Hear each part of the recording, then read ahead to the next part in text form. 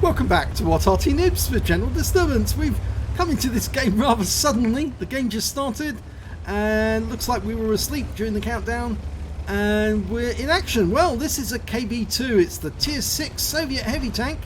It's located on the north spawn of Widepark and it's under the command of iatetokyo. He was looking for a long range shot there. He's actually in platoon with two teammates. Alan C, he's in the OI experimental, which is, no, it's the OI, not the experimental one, and that's just ahead of us.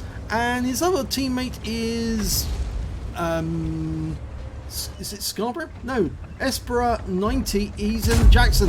Oh, OI experimental wandered out into traffic and got struck by a 152mm shell with 910 alpha and penetration of 86mm. Yep. Not a wise thing to do. Whenever you see a KV-2, expect the worst. Okay, well, we've got an M4 just around that corner.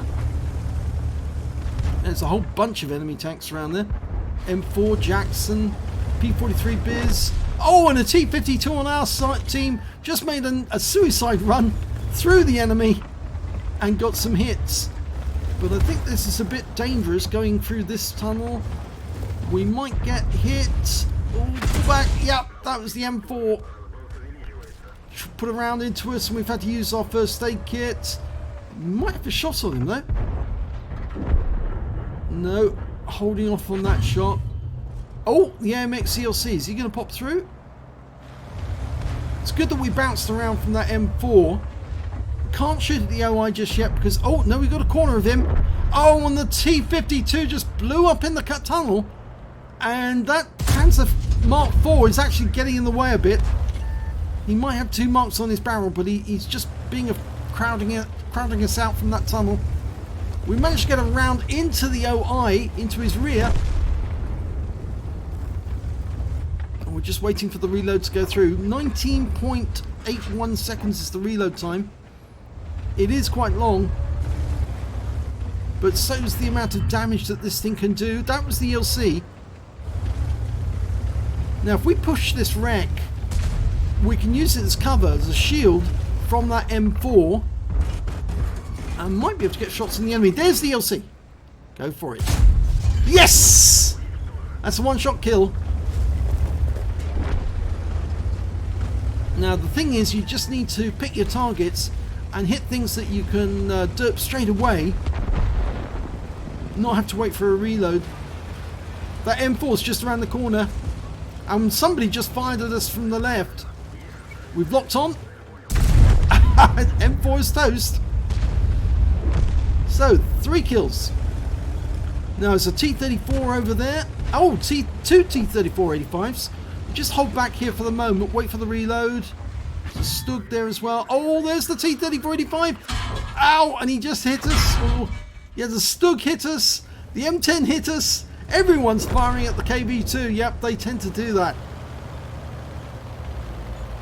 Now you have to remember these are HE shells, so they'll detonate on anything they hit. So if the enemy's behind cover, you can't just fire at him straight off. You have to wait for them to get out of the cover. There's the T-34, and now he's dead.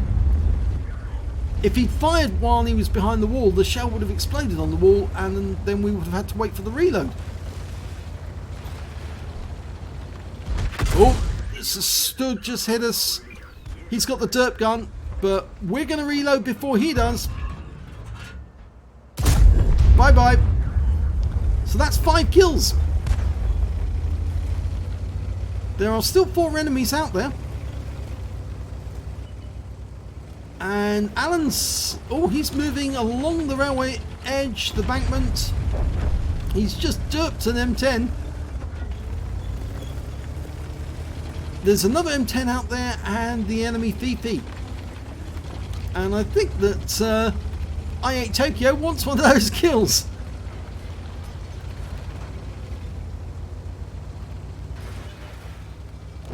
Well, the M10's gone down to our M10 and Alan's just finished off the Fifi.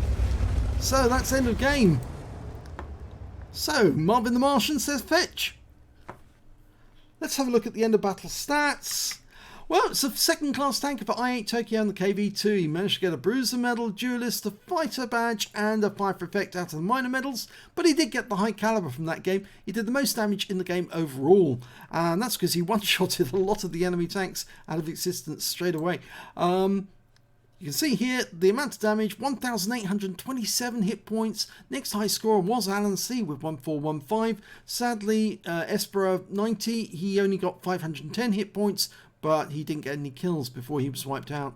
When it came to kills though, we can see that iatetokyo managed to get 5, Alan C got 4. Pity he couldn't leave that one of those kills for iatetokyo. It would have been nice to get the top gun.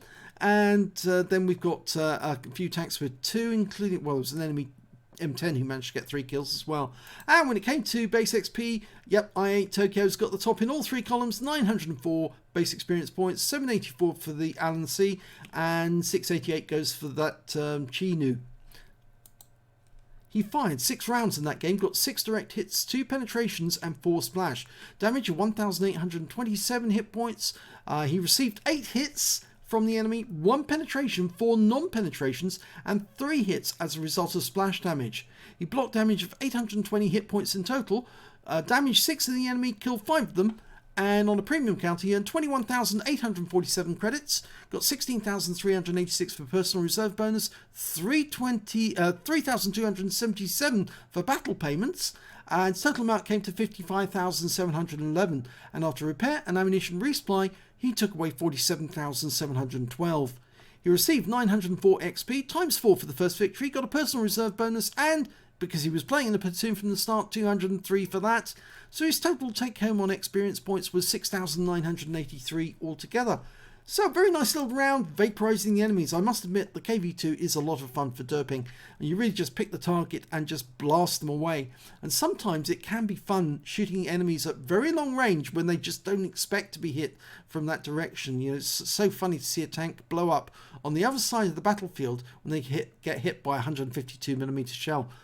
So if you enjoyed that replay, please give this video a like and do subscribe to our channel and hit the notification button because we're putting up videos all the time and some of them are from Super Unicums, so you don't want to miss any of those. Thanks for watching.